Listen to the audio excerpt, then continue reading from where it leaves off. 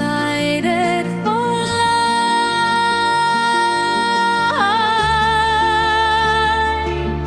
from every single seed on the air, a future we ഞാൻ നിങ്ങളുടെ RJ Parvathi.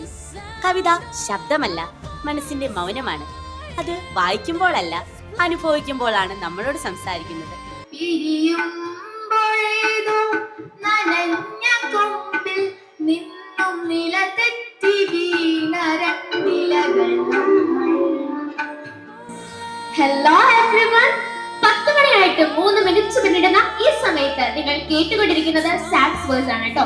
അപ്പോ ഇന്ന് സാക്സ് വേഴ്സ് നിങ്ങളോടൊപ്പം എത്തിയിരിക്കുന്നത്, നിങ്ങളോട് സംസാരിക്കുകയും നിങ്ങളെ ചിന്തിപ്പിക്കുകയും നിങ്ങളെ ആസ്വദിപ്പിക്കുകയും ചെയ്യുന്ന നിങ്ങളുടെ സ്വന്തം RJ ഏഞ്ചൽ ആണ് കേട്ടോ. So welcome back to the another interesting episode of Sax voice.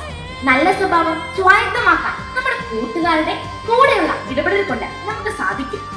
ഇവിടെ ഈ പഴഞ്ചൊൽ അർത്ഥമാക്കുന്നത് മുല്ലപ്പൂവിടെ എത്തി കിടക്കുന്ന ഒരു കല്ലിനെയാണ്.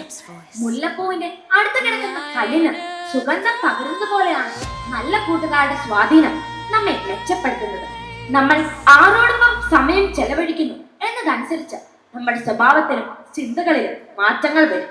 Signing off from Sax Voice. Until next time, this is your RJ Angel. കേൾക്കൂ, ചിന്തിക്കൂ, ആസ്വദിക്കൂ.